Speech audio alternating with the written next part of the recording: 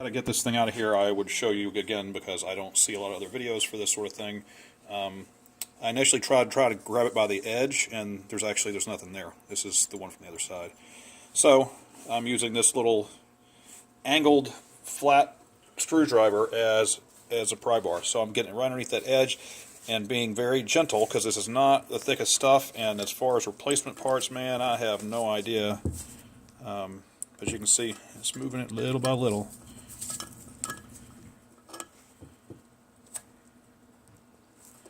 Don't want to go there yet.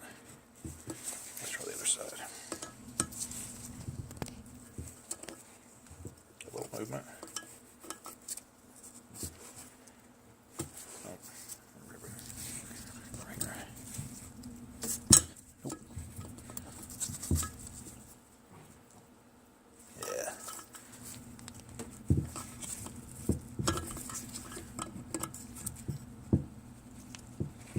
I don't know if maybe there's a fancier way of doing this, but this does seem effective, and I don't think I'm screwing it up. At least I did in the other one. Alright, it's out. And no obvious deformation. There's definitely water in there, so these monkeys had to come out. Oh yeah, that is gross.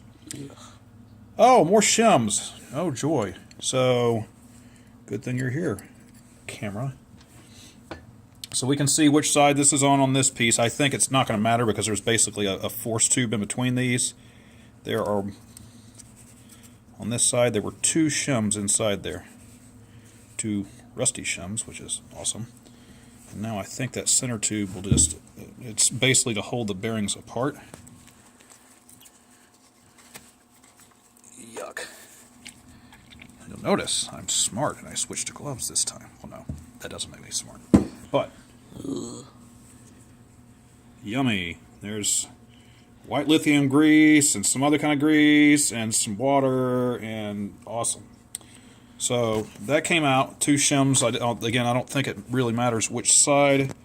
And so now I got to get races out, but first, yuck, I've got to get all that gack out because I'm super glad we went in here, but there's rust as no bueno. Oh, something else.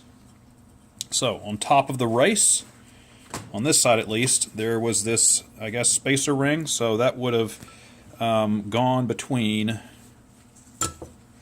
this little top retainer, would have gone right here, would have gone between there. That's where that sits on top of the this forces down on top of that bearing that goes between the, so like this. That's how that would have been. Here we can see that spacer. Let's go look at the other side while we're here. This side, is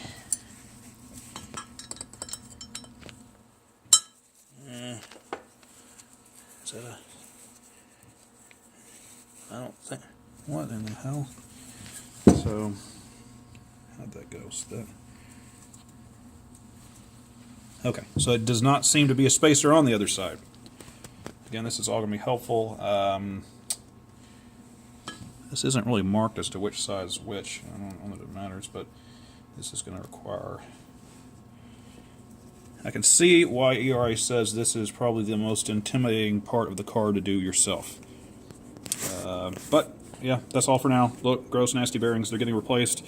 We'll look up that number that we were suspecting it was. Haven't done that yet because hands have been nasty. The 06... what was it, Jacob? Now that we got it out, we can clean it a little better. Let's see. I still say 03062, so we'll look him up. Timken seems to be pretty good about keeping all their bearings. I haven't had any problems when I can get a part number off of it, finding it.